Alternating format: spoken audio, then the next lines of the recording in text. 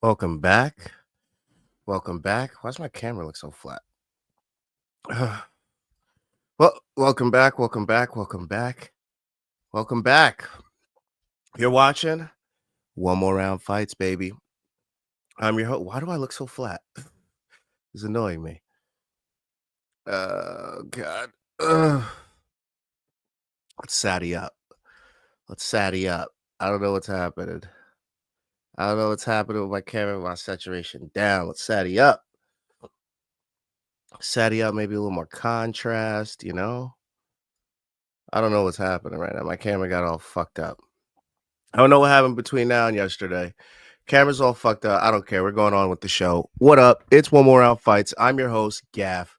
I do this shit every Friday, every Sunday. I give you guys MMA picks, parlays, tips, tricks, all that shit. And we had a pretty decent sized weekend. We had some PFL go on. We had some UFC go on. We had some boxing go on. We had a lot of things to look forward to. So very grateful for the weekend that we just had. So thank you to everybody that participated. That Jin, Richardson Hitchins, Conley St. Louis, Kamaru Usman, all the greats, Rose Namajunas. People showed out this weekend. People showed up and they showed out this weekend. Parlays were there to be made. I didn't hit any of them, but there were parlays to be hit and made. We missed out on the dogs. Obviously, the dogs we didn't pick are the ones that hit. That's how life goes sometimes. So many dogs on that card that were able to win, but only Usman and Minifield were the real dogs that came out. Big shout out to Phil Rowe as well. So lots of good fights on that UFC card. Plenty to talk about this weekend with UFC Baku, PFL 6. We got Vito Mielnicki Jr., Brian Norman Jr., a lot of juniors fighting this weekend. So a lot of things to go over. Don't forget to follow on social. Scan the QR codes below. Main card minute on your left. One More Round Fights on your right. Scan that QR code, please. Get us up to 400 subs. Come on, baby. We're on the way.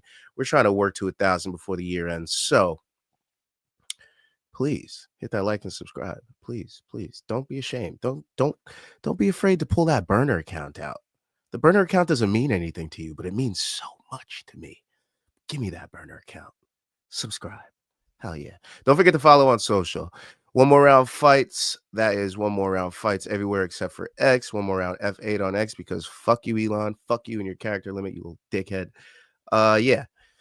So, why did I just open Zoom? But yeah, it's been an interesting past couple hours. Let's be honest here. Couple things happened that we did not expect to happen. Yeah. I can admit to that. Did not expect some things to happen on UFC that did. So that was interesting. Yeah. Let me bring down that exposure a little bit. I'm looking a little blown out on my head. Yeah. Kamaru Usman surprised us very much. Shout out to Kamaru Usman. Alonzo Menifield surprised us very much. Shout out to Alonzo Menifield. Shit happened, man. Shit happened. Don't forget, if you get any wins off this channel, send them into a onemoreroundfights@gmail.com. Shout out to our sponsor, W.GG. Use promo code One More Round for 10% off. And without further ado, let's get into it. Lazy bet in the house. Ding, ding. Ding, ding, bitch. All right. Let's talk about it, shall we? Kamaru Usman defeats Joaquin Buckley by dominant unanimous decision. Dominance. I hope I sound a little like Usman when I say that. I'm in there to assert dominance over these guys. that's what Usman would say. Okay. I was wrong. Let me look into the camera and own up to this. Kamaru Usman, I'm sorry. I was wrong. I was wrong about your knees. I was wrong about you not winning a fight in 4 years. I was wrong about you being old and washed. I was wrong about you being able to wrestle still. I was wrong about how your last fights looked. I was wrong about a lot of things. But Kamaru Usman comes back and shows every single person in the world who the fuck he still is. The Nigerian Nightmare is still a problem at 170 pounds for anybody. Anybody. How good does that Hamzat Chimaev win look now? Holy shit. um, yeah. Kamaru Usman's a bona fide champ. He was a champion for a reason. He knows how to win a fight. He knows how to win a 5-round fight. He knows how to impose his his natural gifts, his size, his length. He knows, just like he used to say to everybody that would listen, at mixing it up, he's one of the greatest in the world. He may not be the best striker. He may not be the best wrestler. He may not be the best jujitsu practitioner or takedown artist. But when it comes to mixing it all together, Kamaru Usman is pound for pound in that regard. That dude is one of the best at mixing it up, keeping people on their heels, pushing them back, making them think twice, keeping them from getting up and getting control time points, eating up points up against the fence, getting the better of striking on the feet. There's no area that Usman didn't best Joaquin Buckley at least once or twice in this fight. And it's crazy because Usman was talking, it's crazy because Buckley was talking a lot of shit before this fight. A lot. Saying, oh, you thought what Hamzat did look good? Wait till you see what I do to Usman. Oh, Usman's knees. Oh, this. Oh, that. He even got excited at the face-off in Atlanta. Like, there was a lot of tells this week that should have told us that Kamaru Usman was probably going to win this fight. He looked much bigger on the scales as well. I was happy to see it, but it was tough to watch at times, especially when he was just elbowing Buckley, opening that cut above his eye, which was dangerously close to getting stopped because of the location of that cut right on the eyelid. But the referees let it go, which was nice. And Kamaru Usman did what he had to do. He went in there, got a win that he really needed because he hadn't got one in almost half of a decade. And he showed dominance. He didn't just win this by split decision. Those first 3 rounds, the first round could have been a 10-8. That first round could have been a 10-8. Buckley really didn't do anything in that round. Round 2, 10-9. Round 3, 10-9. All for Usman. Round 4 and 5 is where it got interesting for Buckley because Buckley decided to really be strong about his takedown defense and wing powerful shots at Usman. And I guess some of the judges gave him 4 and 5 because they ended up scoring the fight. One of the judges ended up scoring the fight 48-47. The other two 49-46. So I thought it was a 49-45 with that first round being a 10-8, 10-9, 10-9, and then Buckley 10-9, 10-9. But round 4 could have arguably been Usman's as well. It could have been 4 rounds to nothing going into round 5. But that 5th round, without a shadow of a doubt, was Joaquin Buckley's round. He landed powerful shots. He was landing combination. He had great takedown defense. That was his best round by far. Now, if this was a 10-round fight, maybe Buckley wins. But it was a 5-er. And Kamaru Usman is pound for pound at winning 5-round fights. So, yeah, shout out to Kamaru Usman with a huge win for his team. He was getting emotional afterwards. You could see it in his face in the cage. I'm not going to say what he called for. I'm not going to say anything what he said after the cage. I'm just going to say what I think should happen. I think Kamaru Usman and Belal Muhammad should fight next. Now, I know they're pretty far apart in the rankings, especially since Usman just fought below him. So he's not really going to go up in ranking after this. Belal Muhammad should drop from number 1 at some point. We got to get Shavkat and Sean Brady above him, right? Build their cases to get a title shot above him. So I think Belal will probably fall to 3. Usman maybe moves up a spot, probably stays where he's at. Let's see where the rankings are right now. The rankings currently at 100, Muhammad at 1, Sean Brady at 2, Shavkat Rakhmonov at 3, Leon Edwards at 4, Kamaru Usman at 5. Okay. Joaquin Buckley was sitting at 7. He'll probably stay there, maybe even drop and bring Michael Morales up to 7 and him down to 8 after this fight. Let's be honest. Ian Machado Gary might take a spot over Usman. Maybe Usman stays where he is. Maybe Usman. Yeah, Usman will probably stay where he is at 5. So they'll probably move Bilal down to 3. Then we'll probably get an Usman versus next. They tried to do a podcast together. It ended up in a scruffle. We've still haven't seen the footage released from to be used in a UFC promo promoting this fight.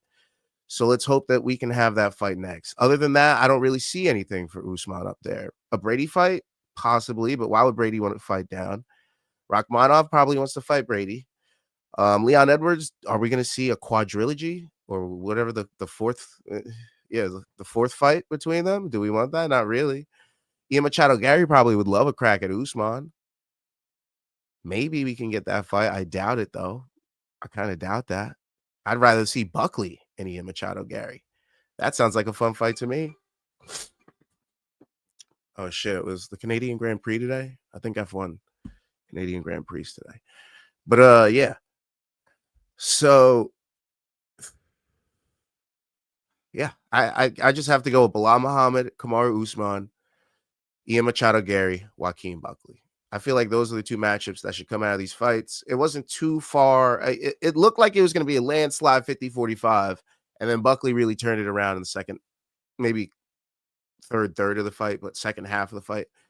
So I really think those are the matchups to make. Don't move any of these guys up too fast. Usman doesn't need a top 2 contender after that. I mean, he did look really good, but let's just double check that this is some real shit. So give him another good fight against Bilal Muhammad. If he beats Bilal, then we put Usman in for a title shot. You feel me? Buckley, looks like we got to slow your roll because you just got dominated by a wrestler. Absolutely dominated. Now, Buckley, if we don't get that Buck versus Gary matchup, what about Buckley versus Burns? Similar style to Usman, similar attributes. If he could pass the Gilbert Burns test, show us that he learned some lessons from the Usman fight, that would be a good fight for Joaquin Buckley. So there's a couple good matchups there. We'll see what happens. It was a great fight. I'm not going to lie. I was pleasantly surprised with the way that Kamaru Usman was fighting, though some people may view this as a boring fight because he was holding them down and it ended up going to decision. It was not that. He was landing great ground and pound, landing lots of elbows. He cut up Buckley. He was showing the crowd blood. He did everything he needed to do to win this fight. So shout out to Kamaru Usman. What a great performance. I'm not going to doubt you again, champ. The Nigerian Nightmare is back. And he's making people scared at 170. Welterweight just got real interesting. I'm not going to lie to you, because even though Buckley lost like that, he's still a contender in that top 5, top 7, top 10 range. There's so many people I'd like to see fight each other. Bro, Michael Morales, Joaquin Buckley, Ian Machado Gary, Kamaru Usman, Shavkat Rakhmonov, Sean Brady, Bilal Muhammad, Jack Della Maddalena. Bro, we could just make a tournament out of those 8 right now. I'm with it. Or we could throw Jack at the top, make him fight the winner of the bracket, and maybe throw Jeff Neal in the tournament. I don't know, or Carlos Pradas in the tournament. I don't know. I'm just spitballing, but there's so many.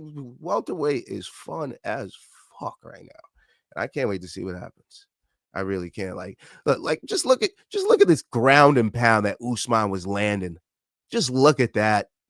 Oh yeah, look at the way Buckley's shelling up. Look at all that blood. That's Buckley's blood right there, because of the elbows and punches that Usman was landing and pushing his head into the mat. The smear's coming off Buckley.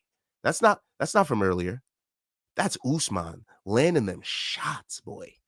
So shout out to Usman. Shout out to a great performance for him. All right. So don't hate on my boy Oosey Goosey. Seaman in the house. Sup, brah? What up, dude? Moving on to the rest of UFC Atlanta. Let's go top to bottom, shall we? Rose Namajunas defeats Miranda Maverick via unanimous decision, 30-27, 30-27, 29-28. Again, I was wrong. Rose tends to lose to grapplers, yes. And she might have lost that second round, yes. And it was looking like Miranda Maverick was on her way to a victory, yes. But then Rose Namajunas had this fucking jab that just crushed Miranda Maverick. Dropped her. Rose jumps on her, swarms her, tries to end the fight with some hammer fists. Miranda Maverick just somehow gains her guard control back and stays in the fight. But Rose Namajunas showed that there's levels to this shit. I mean, she looked great, dude. She looked absolutely fantastic. She proved that she kind of has filled into her body at flyweight, and she's ready to make a run.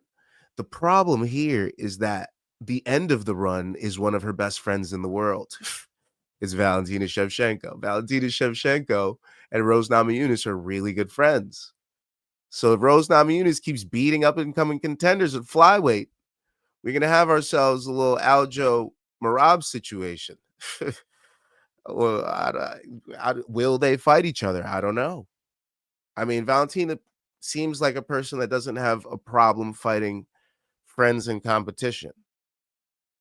I mean, she fought Joanna multiple times in kickboxing and in MMA. Who's to say that she wouldn't fight Rose Namajunas? Now, Rose Namajunas is sitting at 7 right now. A big win over number 11. She shouldn't fly up too fast. There's still plenty of contenders for Valentina Shevchenko. There's still Erin Blanchfield. There's still Macy Barber. There's still Jasmine Jasudavicius. Okay, so there's still people that could possibly knock her off the hill. But Rose Namajunas is looking good, and she's climbing. And I'm starting to be excited for what she can do at 125. Not gonna lie, she looked good. Edmund Shabazian defeats Andre Petrosky via unanimous decision, 30-27, 30-27, 29-28. Again, boy, was I. This is going to be the theme of this stream here. Boy, was I wrong. I thought Andre Petrosky was going to have enough to take down Edmund Shabazian. I thought Edmund Shabazian's takedown fence was still sus and that he'd be able to be controlled and probably elbowed. And I was feeding off the Philly momentum from Sean Brady and Joe Pyfer. And it was not there. Andre Petrosky's not at that level. I don't think he will ever be at that level. No offense to him. I just think that we've seen enough of Andre Petrosky's game over the last few years to see his fighter DNA and to know what type of fighter he is. And I don't see that being a top 15 fighter. I see him being a very fun fighter, a cowboy Oliveira type fighter. You feel me? Like, still very good. Still can knock people the fuck, still could take people out. But I just don't see him being championship material. Edmund Shabazian, on the other hand, showing a lot of improvements in his game, showing a lot of great takedown defense, because as we know, Andre Petrosky is really good on the ground, really good jiu-jitsu, really good takedowns. And he was unable to get Edmund Shabazian to the ground consistently. He might have gotten him down for a second or two, but Edmund Shabazian popped right back up. Edmund Shabazian stayed on his striking. We've always known him to be a really good striker, and he landed a lot of good strikes on Andre Petrosky. His striking and his takedown defense are what won him the fight. So shout out to Edmund Shabazian. Great win. Raoni Barcelos defeats Cody Garbrandt via unanimous decision, 29-28 across the board. The reason Cody Garbrandt lost this fight is because Cody Garbrandt likes to take pictures. It's because Cody Garbrandt likes to be the cool guy in meme farm instead of hopping on his opponent and finishing the fight. Multiple fights, this has happened for Cody Garbrandt, where he drops somebody and instead of swarming them, he fucking dances, discos. He fucking does some stupid gyrating move to get some clicks and to get some photos. And that's not what we're here to do, dude. We're here to win fights. It didn't cost him in the Dominic Cruz fight, but it sure as fuck cost him here. He drops Raoni Barcelos in round 1 with a nice right hand, and instead of finishing, he does some shit like this, like he's fucking like he's Trunks and Goku trying to do some fucking some Dragon Ball Z shit and combine. I don't know what he was doing, bro. I really don't know what he was doing. He drops Raoni Barcelos, doesn't hop on him.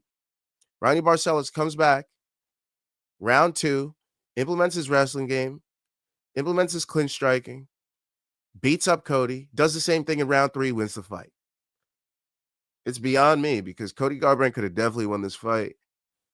Cody Garbrandt, used to have one of the best fight IQs in the game. It shows in the Dominic Cruz fight, besides all those weird gyrations and dancing when he could have easily just hopped in and finished Cruz. But yeah, Cody Garbrandt let us down. I really thought Cody Garbrandt was going to get a win. The former champ parlay was alive and well after round 1, and it just took a nosedive. Rainer Barcelos did exactly what he did to Peyton Talbot. He controlled the fight, he beat up his opponent, and he stole the victory. Shout out to Raoni. Cody Garbrandt, there's not much left to do with you at this point, my friend. This is now,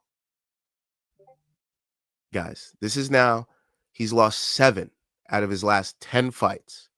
And his only fights that he won being the knockout of Rafael Assunção, one of the best knockouts we've ever seen, yes. But then knockouts, a unanimous decision of Trevin Jones and a knockout of Brian Keller, who's been cut from the UFC. And I don't think Trevin Jones is in the UFC anymore either. Let me double check that. Yeah, he's been fighting in Cage Warriors and Front Street fights. Okay? This is not a good run for Cody Garbrandt. Not a good run. And mind you, he's been finished in most of those fights. He's been knocked out 4 times in those fights and submitted once in those fights. Okay? So 5 out of the 7 losses were finishes. Both at flyweight and welterweight. All right? This is where we start to seriously look at Cody and be like, what are we doing? You just fighting out the contract or what? What are we doing? Because if you're not here to win fights anymore and you're just here to grow your popularity, Dana's not going to want to keep you around, my friend.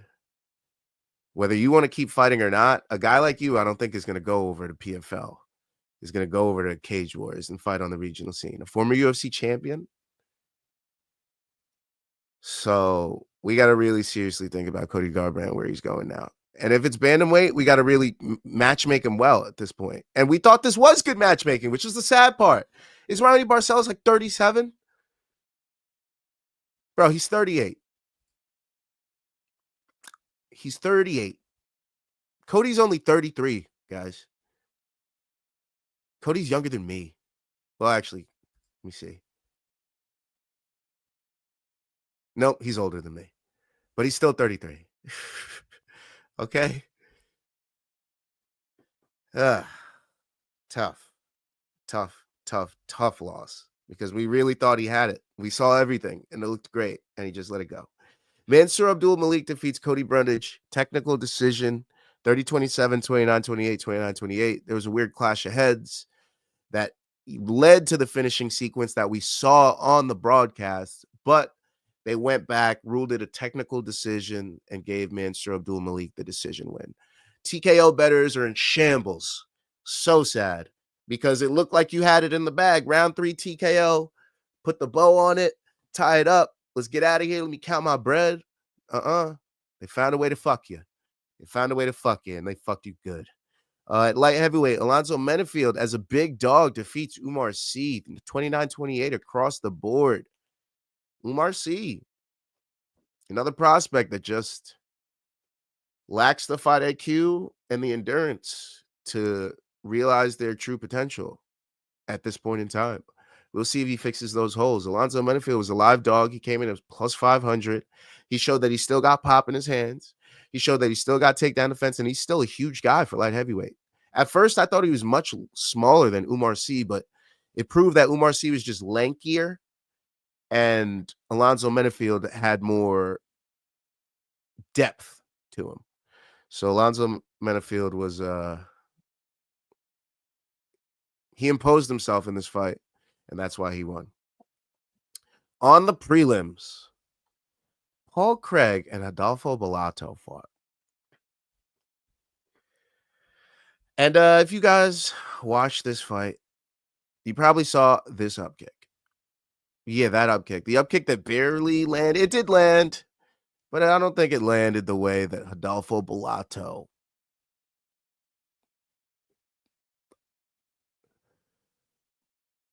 displayed that it landed. I'll say that. Because after that up kick to a downed opponent, as you can see, he has one knee down. Now, let me go over the one knee rule real quick. On stream, me and Luke were saying he's not a downed opponent because one knee was up, but that is not the rule. The rule change was that you can't put two hands on the mat or one hand on the mat and be a downed opponent. It has to be anything else but the palm of your hand and the soles of your feet for you to be a downed opponent. So that means a knee, an elbow, a forearm, two knees, two elbows, two forearms. All of those count as a downed opponent. Okay? So let's just get that out of the way fast. So when this knee happens, Rodolfo Bellato still has his right knee on the mat, but his left knee is raised. Now, Paul Craig thought that this would be legal. As you know, Paul Craig's been around the UFC for a long time, so he's seen all the rules. He's seen hands down, knees down, and it changes per state. He's also an international fighter, so you can't expect him to know the rules exactly for every single fight night that he fights on. All right, so let's get that out the way as well. But Paul Craig lands this on Rodolfo Bellato thinking it's a legal strike, but it is an illegal strike.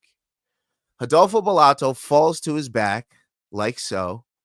But before he falls to his back, he has time to look at the ref and claim, hey, that was a foul. You can see that clearly here in his body language, his posture, and all of that, right? The very next frame, and I'm talking real time, very next frame, he's on his back, knocked out. Bro, what kind of knockout would hit you before you land to the ground? You have time to look at the ref, complain about the foul, and then as you hit the mat, which wasn't very hard, by the way, it was a very soft landing, then you claim to be knocked out like this? Like, out cold? Really, bro? And then you have this Oscar-worthy performance, this Emmy-worthy performance of you getting back up, gyrating, looking at the ref with bewildered eyes and trying to submit the ref? What the fuck was that, bro? I'm not saying that it was definitely fake. I'm not saying that it was 100% fake. Maybe 50%, 25, I don't know. But there is a percentage of faux in there. I don't know what the percentage is. I don't know if it's a big piece of the pie or a small piece of the pie. But there is a percentage of fake assness in that performance by Rodolfo Bellato. That is all I'm going to say. Yes, the strike landed. Yes, it could have been more damaging than I thought. But that was a performance, to say the least. Okay? What was that? What was that? Truly and really. Lazy says, good stuff last night, Steven. Lazy says, cracked Barcelos and did a TikTok dance. BKFC is on line 1, Cody. Ooh, that's a good one for Cody. I like that. That's a good one for Cody. Lazy says, I'll say it. That shit was 100% fake and he's a chump. Yeah, man. I didn't like the way that looked. And I'm sure Dana, Dana likes to call bullshit. I don't know what he said. I don't know if he had a comment about it or any other UFC brass had a comment about that. But you think the back of that hitting the canvas caused any damage? It landed so softly that I truly, honestly feel that it couldn't have. And also, like, if you have time to be like, hey, and turn your whole, if you have the body control to, as you're going down, to go, hey, and go like that, you have the body control to lay to your back softly. And we saw on the replay, he didn't like fall backwards and doink, doink, like bounce like fucking Jose Aldo against Conor McGregor. He didn't bounce his head multiple times. He literally landed softly to his back and like rolled flat. So I don't know, man. I'm going to stop talking about it because Rodolfo Bellato is beyond me. Herpes from last fight into no contest from an up kick this fight. I'm just done with him for life. That's it. That's it for me. That's it for me, kids. I'm done with Rodolfo Bellato. You won't catch me anywhere near him ever again. Michael Chiesa defeats Court McGee via unanimous decision 30-27, 30-27, 29-28. You're welcome. That was an easy pick for me. Michael Chiesa needed to get a win for his camp because they just had the Juliana Pena loss. He's the younger fighter. He is the better submission game. He is the better striking game. He is more experienced with the new school of fighters and the new school game of MMA. It just made more sense that Michael Chiesa would win. Shout out to the Maverick with a huge win. I was glad to see him get back on the right track because there was rumors of him calling it quits, but every win, he gets closer to the top of that welterweight division. So you never know. He's got wins over Tony Ferguson, Max Payne Griffin, Court McGee. Maybe they give him a top 15. Maybe they give him a little climber after this. Who could we give Michael Chiesa? If we're being serious about getting Michael Chiesa into the welterweight division, we'd probably give Michael Chiesa like a Michael Page.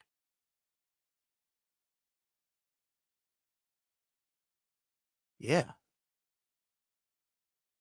Or maybe finally give him that Colby fight. You never know what he could do with that. So shout out to Michael Chiesa, big win. I was happy to see him get a win. We like to see good guys get wins out here. And also Room Service Diaries veteran.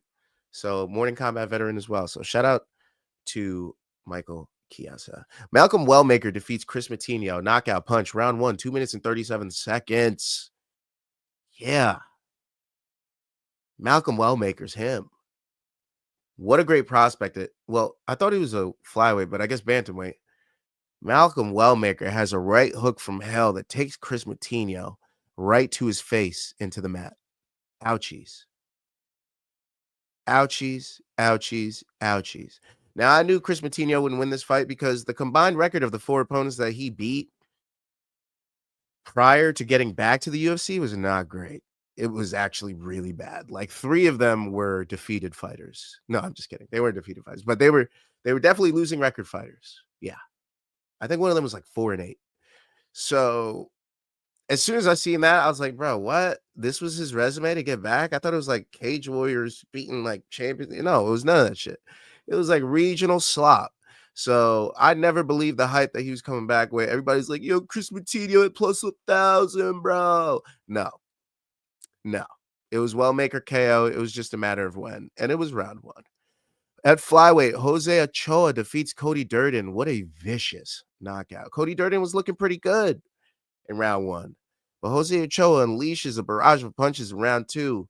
One that drops Cody Durden with his neck up against the cage. And it was just vicious. One last blow to end it. And Cody was out.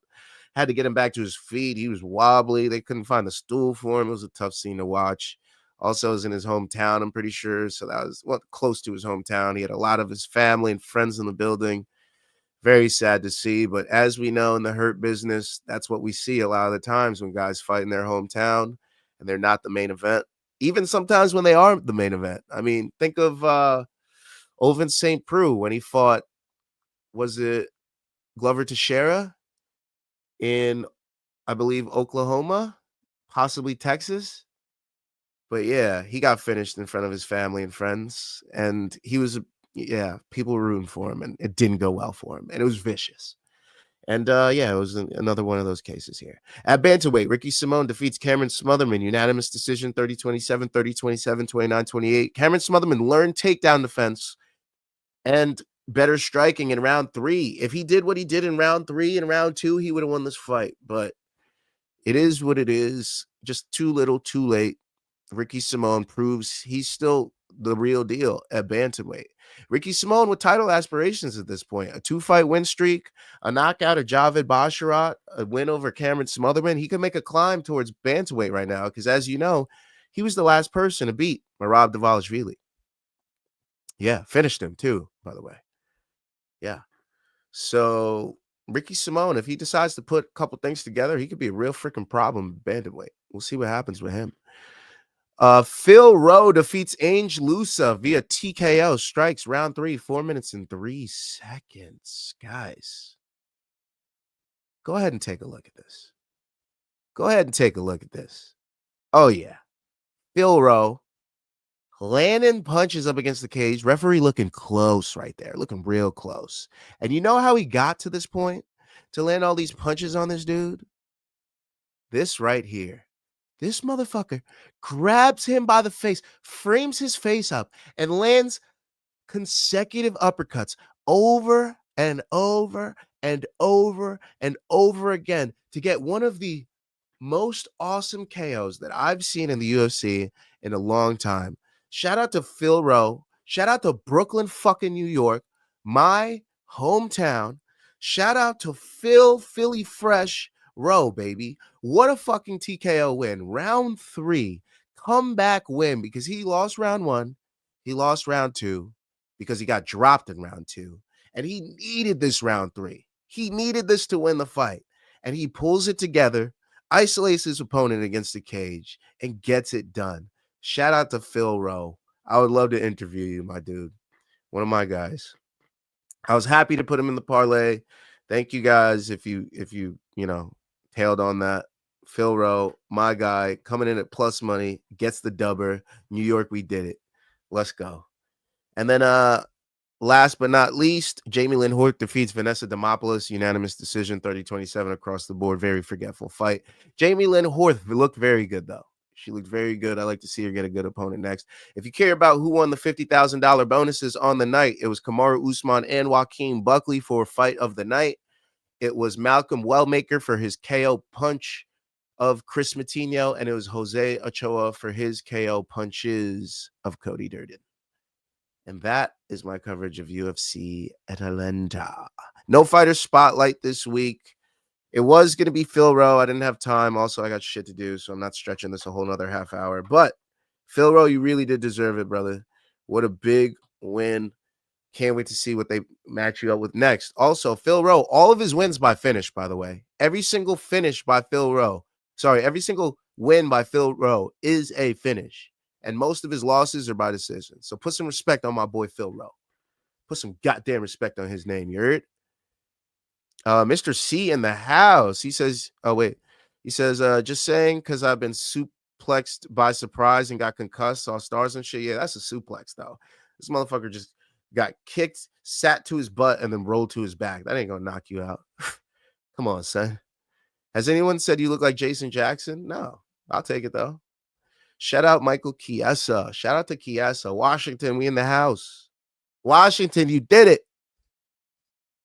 The UFC loves Chiesa. They should give him wash fighters. Colby might be good, right? That would be an easy way to get him right back into the top 15, possibly top 10 if he beats Colby. And an old school fighter type of fight. Both of these guys have been around a long time. Michael Chiesa, Colby Covington. I'd love to see that. Love to see it. Give it to me. Give it to me. Who you got more stock in, Ochoa or Wellmaker? Wellmaker for sure. Wellmaker just, he's got a story. He's got a really good story behind him. He was a welder and shit, was fighting just to quit his job. Finally got the fight. He said if he was gonna KO this guy last time, then he was gonna quit his job. He got the KO. He shows on social media that he's quitting his job, putting his last thing in, comes back this fight as a full-time fighter and gets another KO. That's a great story, man. It's got to be Wellmaker. Ochoa looked great, but Cody Durden always gets finished by guys. So, yeah, I mean, Chris Matinho also does get finished a lot, but Chris Matinho, notoriously hard to finish. Even Sean O'Malley took like till round 3 to finish him, I'm pretty sure. So, yeah, Wellmaker for sure. Wellmaker 100%. Ricky Simone didn't look great against Mario Bautista, though. Just goes to show how good Bautista is. Yeah, Bautista might be really freaking good, dude. His takedown defense is great. He's got great striking. He might be the next wave, that the actual fighter from the Red Hawk camp that is actually good, because Mario Bautista trains with Sean O'Malley and that crew. He's a close friend of Sean O'Malley and Tim Welch. So maybe he's the new school, man. Now that the path's cleared, kind of, Sean O'Malley seemingly out of the way, Merab beating him twice. Mario Bautista should make his title run now. He's got to do it. He could do it in 2 fights if he wants. Let's be real. Mario Bautista could fight 2 people and then fight for the title. He could fight, let's say, Davison Figueiredo, then like an Umar or a Peter Yan. Beat both of them, right in there for a title. Right there. He's right there. 2 wins. 2 wins away. Phil Rowe is the new mythical fighter, right? Down 2 rounds, Phil Rowe. New mythical fighter. Down on the cards, Rowe. Filthy Row. You feel me? Shout out to Phil Rowe. PFL happened. PFL 5 happened this past weekend. Headlined by my boy, Haitian, Thad Jean. And guess what? Yeah. Thad Jean defeats Jason Jackson via split decision. What a close fight. Thad Jean drops him in round 1. Goes in for the finish, unable to finish him. Jason Jackson ties up. Gets back to his feet, does a little better work in the round, but I give that round to Thad Jean. Round 2, Jason Jackson comes back, uses some wrestling, tries to take down Thad Jean a lot, putting him up against the fence, landing a little bit better on the striking. Thad Jean backing out with his head in the air, his chin in the air, but getting out of the way of a few strikes. Slightly edge, I give that second round to Jason Jackson. Round 3, Thad Jean lands some nice strikes, gets out of the way. Great takedown the fence, stays off the fence, turns every time, takes the center. I got to give that fight to Thad Jean, and the judges had to give it to him too. Thad Jean goes on and moves up in the tournament. He will be taking on Logan Storley in the finals. Okay? Logan Storley on the same night, having defeated a very, very, very game opponent. It was a tough fight for Logan Storley. All right? To be honest, it was a pretty tough fight for him. But he comes out with the win against Masayuki Kikiori. Unanimous decision, 30-27, 29-27, 29-28. Don't let those 27s fool you. Kikiori was not having any quit in him. He was trying to get back up. He was landing big strikes on Logan Storley. At one point, he hurt Logan Storley, and Logan Storley had to take him down. So, yeah, that was a tough fight. But Logan Storley in the finals against Thad Jean. And in the featherweight finals, we're going to have Jesus Pinedo against Mavlid Kaibulaev. Because Jesus Pinedo defeats Gabriel Braga by TKO punches. What a punch, by the way. Big hook over the top, hurts Braga, drops him to his back, finishing punches by Jesus Pinedo. He wins the trilogy. He beat Braga the first time via TKO in round 3. Braga wins the second fight via split decision. Jesus Pinedo wins the third fight via first round TKO. Leaves no doubt he is the better fighter of the two. And Mavlid Kaibulaev, very, very dominant performance over Kim Tae-kyun. Unanimous decision, 30-27 across the board. Took him down every which way he wanted to. Took the back multiple times. Threatened with submissions multiple times. It was a landslide victory for Kaibulaev. It's going to be a tough fight for Jesus Pinedo if he can't keep that guy off of him. So excited to see both those fights. On the prelims, Adam Boric defeats Jeremy Kennedy. Majority decision, 29-28, 28-28, 29-28. Close fight. Adam Boric did enough to do it. I know Jeremy Kennedy was trying to get those takedowns and keep him down, but you got to land damage when you take somebody down. You can't just control them the whole time, and that's why I think the judges ended up giving Adam Boric the fight. At a catch weight, 175 pounds, Magomed Umatov defeats Anthony Ivy, KO punches. Round 1, 2 minutes and 28 seconds. Go back and watch that KO as well. Shout out to Umatov. Anthony Ivy fell flat to his face, and he took an L there. At welterweight, Sarek Shields defeats Joseph Luciano. Unanimous decision, 30-27 across the board. At welterweight as well, Conley St. Louis defeats Mohamed Burkhamov. Submission, rear naked choke, round 3, 3 minutes and 21 seconds. I forgot that Conley St. Louis was Haitian. I didn't do my research well enough before this card started. It was on Thursday. I had a lot of shit going on this week. But yeah, I missed out on that fight. I was supposed to have the Haiti parlay going, and I didn't get to put it in. But Conley St. Louis is a big dog, defeats Mohamed Burkhamov. I believe he's like a plus 250 dog.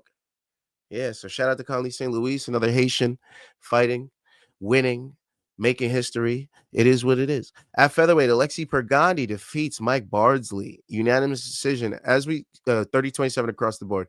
We saw Alexei Pergandi this week training with Ian Machado Gary. Similar body styles, similar striking styles. So we definitely knew he was in it to win it this week. You don't bring in talent like that to just lose to a fighter that we've never heard of. So shout out to Alexei Pergandi. Huge win. He's moving up a featherweight in the PFL. I'm excited to see what he does. And at bantamweight to finish, Jason Danner, another prospect on the rise, moves to 3-0 as he defeats Nathan Gilmore by unanimous decision, 30-27, 30-27, 29-28. He just wrestled the shit out of him. He Khabib'd his ass. And it is what it is. PFL 5, that completes my coverage of that. Let's get to these comments. Oh, I see what you did there. Phil with the afro. I see that. I see that. Thad Gene had that drunken fist style going on. Yeah, the way he was exiting was dangerous. And I thought that it was, it almost felt like he has his own style of DDP fighting, if that makes sense. Like his exits when he's striking look like they're not clean, and it looks like it should get him knocked out, but he knows what he's doing. He knows how much it's almost like an Israel Adesanya style where yes, his chin is in the air and he's backing out and he's exiting in a way that is not technical per se, but it's effective, it's efficient, and it's winning him fights. And just like DDP, we can't talk shit when you're winning. So Thad Gene doing great out there. If there's anything in his game that I would fix, it would just be that. It would only be that, his defense and exits while striking in the pocket. That's it. That's it for me. He looked fantastic.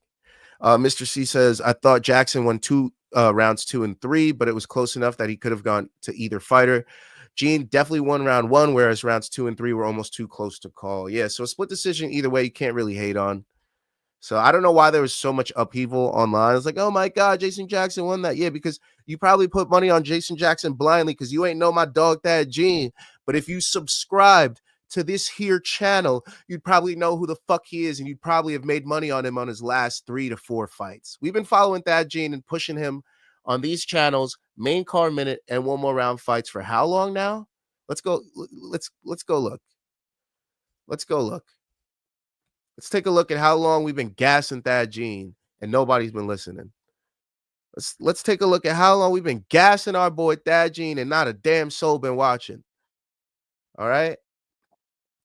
Damn, I gave you guys, since wait, was it? No. August 2024. I believe it was since Romain Debian, since he was 5-0. April 19, 2024. I started my channel in August, though. So it was August. It was Chris Brown, the fight after that.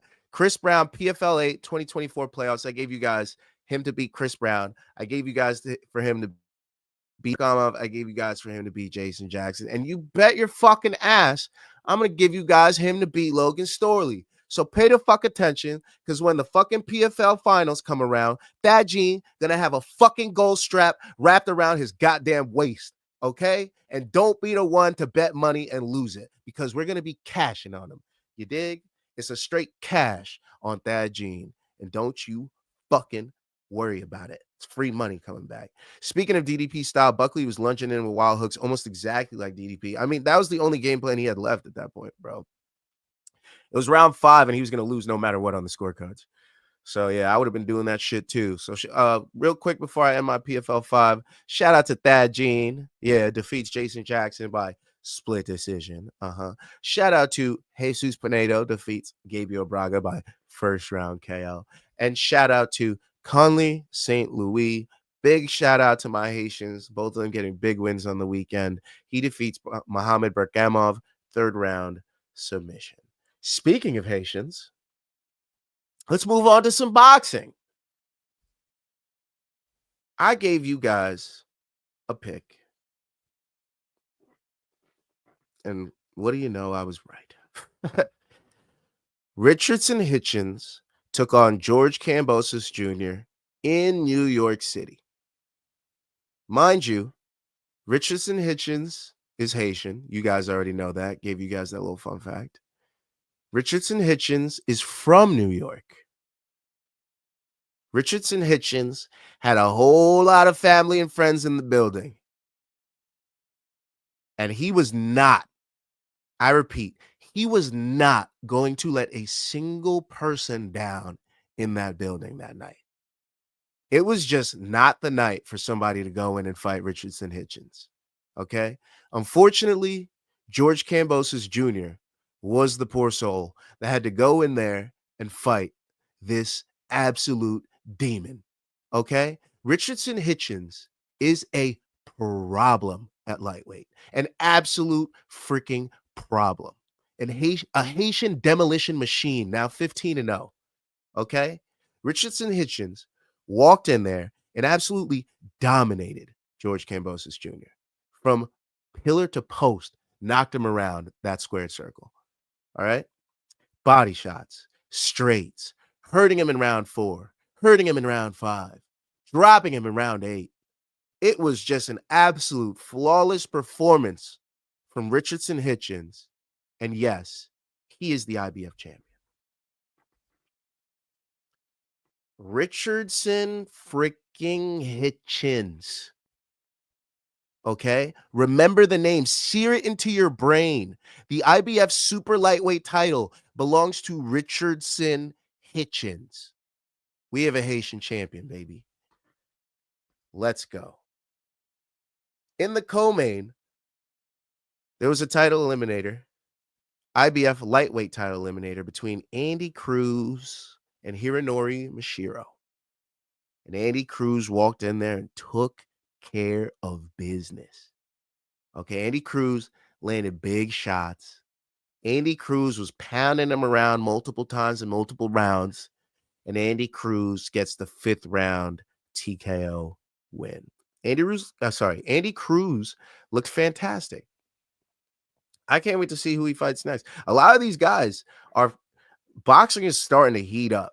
That's all I got to say. Boxing is starting to heat up. A lot of guys that I was like, oh man, I can't wait to see if they'll ever fight these guys. Now they're like a step away from fighting the guys that I want them to. Everything is very possible right now. Boxing is about to get real fun. Hopefully we get some good matches to end the year or to start 2026, because some of these guys, their weight classes are changing, their matchups are changing, they're getting titles, mandatories need to happen. There's shit, man. Boxing about to have me in the seat all year. I'm about to be in the hot seat just watching. At heavyweight, Tara Moana defeats Aleem Whitfield via first round KO.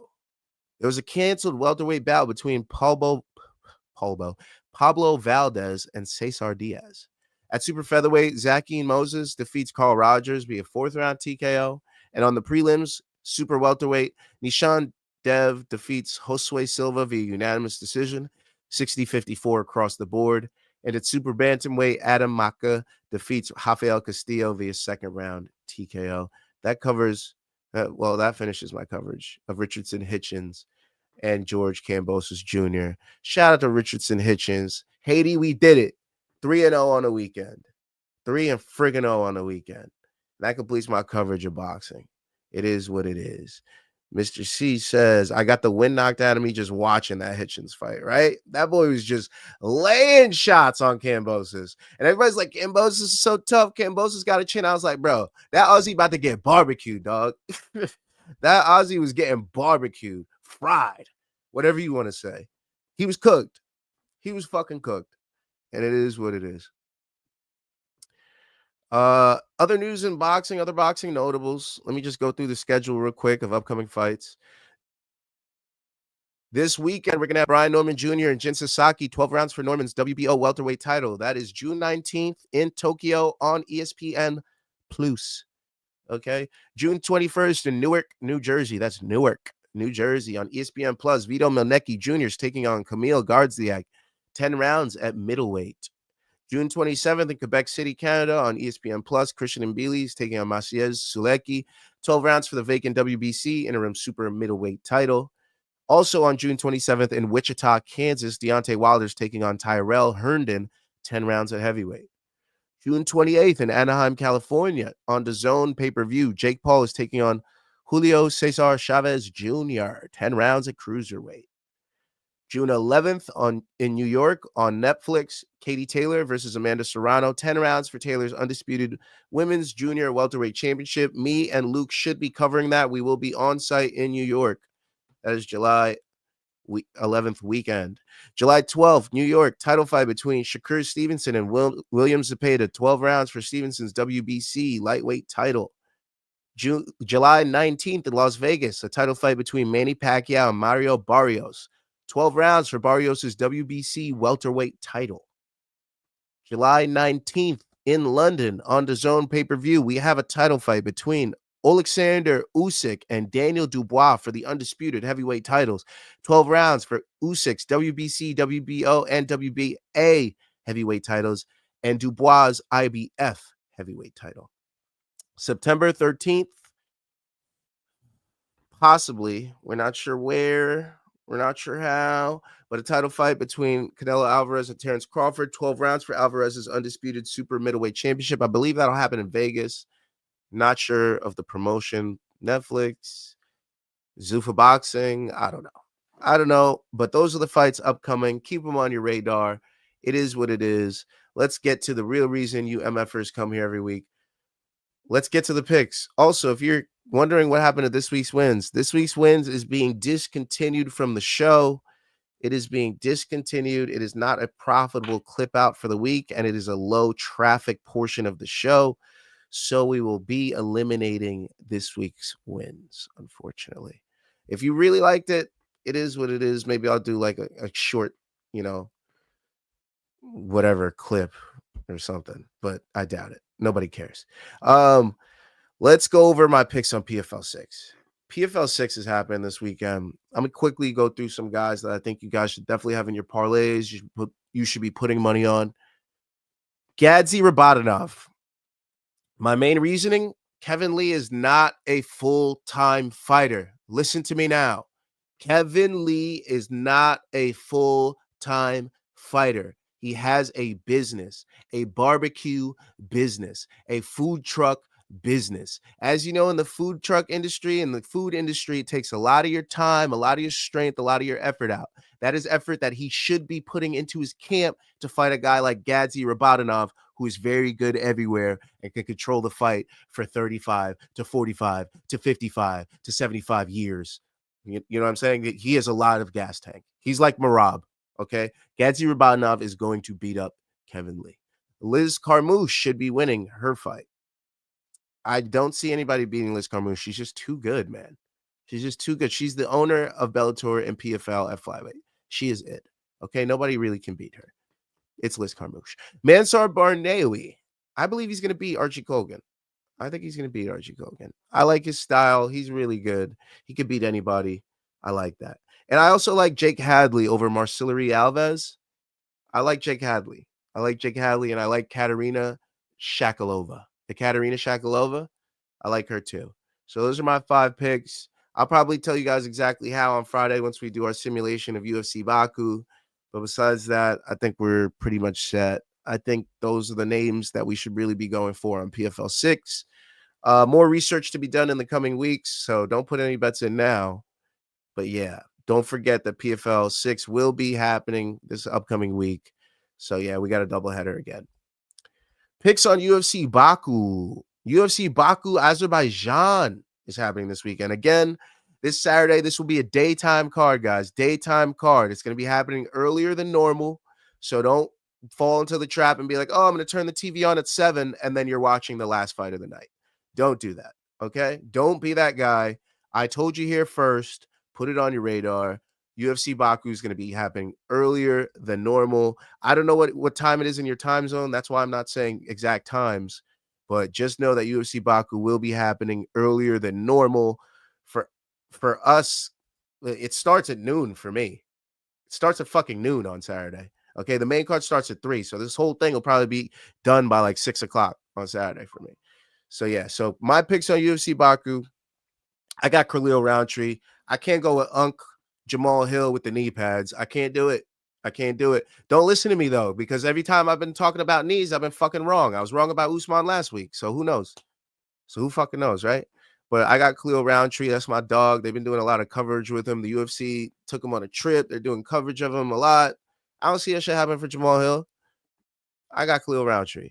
I like Rafael Fiziev. This is in Azerbaijan. He's going to have a lot of people behind him. He's going to be looking for a big win here. He's facing Ignacio Bahamondes, who hasn't looked particularly great against anybody as of late. So I definitely have to go with Rafael Fiziev there with the hometown cooking. Tafik Masayev, if you guys know Tafik Masayev coming over from Bellator and PFL, he is now in the UFC. He will be fighting on UFC Baku. This will be his debut. As we know, the talent coming over from PFL and Bellator have not been winning consistently in the UFC. So this might be a risky pick, but I have Tafik Masayev taking a win because he was a very dominant style of fighter when he was over on the other side. Now that he's here in the UFC, I expect that style to remain the same. Nazim Siddiqov, Long Island, baby. Long Island, also Azerbaijan descent, I'm pretty sure. I forget exactly what descent, but Nazim Siddiqov, very excited to fight there. I expect him to get a finish. I expect him to get a huge win on Saturday. So I'm looking forward to his fight. He will absolutely be in multiple of my parlays without a shadow of a doubt. Nazim Siddiqov is my boy. And then Oban Elliott. If he remains on the card, I expect him to get a big win as well. Oban Elliott. I'm not going to talk about their opponents too much. If you guys want to come hear more in-depth coverage of why I'm doing those picks, come on back Friday for CP Units. That's where I give my in-depth coverage of why I'm choosing these picks. So come on back Friday. And then my picks on boxing, we got Brian Norman Jr. versus Jin Sasaki happening, okay? I'm only going to give you guys picks for the main and co-main for this. I like a Brian Norman Jr. TKO rounds 7 through 12. The reason I like this is because his opponent is also a knockout guy. I foresee these guys taking a little time with each other, but eventually going crazy in the latter rounds. Maybe even a 9 to 12 might be a good, but I see this being a late finish. I don't see this being around 8. I don't see this being around 7 to 6, but just to be safe, maybe a 7 to 12 is the way to go. I definitely see Brian Norman Jr. taking the TKO win. He has a lot of finishing power, and he's been doing it lately. Okay, but don't sleep on Jin Sasaki. He got hands as well. I just expect Brian Norman Jr. to get the job done. And in the co-main, we got two bangers as well. We got Christian Araneta taking on Samrak Simsri. I fucked that up. But either way, I think this fight's going to end in the first 6 rounds. Somebody's going to get the TKO. I'm still not sure on exactly who's going to win the fight. I'm actually going to have to go with Simsri. I'm going to go with the Simsri TKO 1 through 6. That's what I got to go with that. It just feels right. I don't expect that fight to go the distance. I feel like we're going to have a knockout weekend in boxing next week. So definitely pay attention to some boxing if you're bored, especially since UFC Baku is going to be on early in the day. You'll still have boxing later on in the day if you still have your bloodthirst. Okay. And then last boxing pick, like I said, we got Vito Mielnicki Jr. taking on Kamil Gardzielik in Newark, New Jersey. I got Vito Mielnicki Jr. taking a decision. His last 2 fights ended by decision. I don't expect him to get a finish over this guy. This guy's pretty tough, and his style doesn't really scream finishing power. It's it's like water, it just takes time. It takes time to beat you down and weather you away. So I think Vito Mielnicki will be slow and steady. He will pick his opponent apart slow and steady, but he will not end up getting the finish. He may even get a knockdown, but I don't see him getting the finish. And that completes my picks. And that's it for my show, y'all. I'm getting the fuck up out of here. Sponsors, hit me up. Freeze Pipes, hit me up. Something Papers, hit me up.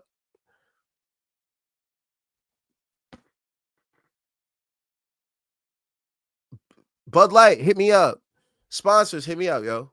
Stop being a bitch and come on. Let me see these comments before I get up out of here. Mr. C says, excited for Norman Jr., keeping my eyes on Boots' division. Yeah, and I think he might be the mandatory for Boots, or he might be the mandatory for somebody. I forget. But Brian Norman Jr., if he wins this fight, is the mandatory for somebody, I'm pretty sure. So that's going to be an exciting fight on the books. Mr. C also says, Tofik is not the best fighter on the planet yet, but his training videos are hype. Okay, so I'm telling you, Tafik Masayev, he's my pick. I think he's going to be one of those PFL Bellator fighters that were actually like, oh, okay, maybe this one's good. Why were we so hyped about Patchy Mix? I feel like that's what's going to happen. Cosmo Kramer says 3 p.m. main card is cool until you realize you work until 5 p.m. Ouch. You're literally going to get out and watch like the last 3 rounds of the main event. Ouchies. If it gets that far, to be honest. Yeah. Good luck, brother. You better have that phone at your waist or something. Keep that shit tucked. You got to watch somehow. Maybe watch it later. Have a great Sunday, Gav. Have a great Sunday, you too, Cosmo. Have a great one, brother. All right, guys. I'm getting the fuck up out of here. I got shit to do. Enjoy the week. Don't forget to come back Friday for CP Units. Scan the QR codes below. Main card minute on your left, one more round fights on your right. Please join us. We're on the road to 400. Next, we're on the road to 500. After that, we're on the road to 750, on the road to 1,000, so on and so forth. Join the channel, become a part of the family. Tell a friend. Let's do this. Let's get big. Don't forget to follow on social. That's where we put out the parlays and all other information, shit like that. One more round fights on YouTube, one more round fights on Instagram, TikTok, and Twitch. And then on X, it's one more round F8. Fuck you, Elon. Eat my ass. Don't forget to send your wins in to one more round fights at gmail.com. And yeah, that's it from it. That's it for me. Peace, Mr. C. Peace, Mr. C. And peace to everybody. Thanks to everybody who showed up. Lazy Bed, Luke, Seaman Each, Mr. C, Cosmo Kramer, I'm gonna say anybody, Lazy, shout out to the Just Bleed Radio. Shout out to everybody in the chat. Shout out to all the lurkers that were just watching, not commenting. Appreciate you just for showing up. Put some eyes on this. Enjoy the rest of your Sunday. Watch some good sports. The WNBA sucks. Maybe F1. Go get yourself some F1 right now. Fuck the WNBA. Yeah, I'm standing tall on that. Fuck the WNBA. I'm getting the fuck up out of here. Deuces.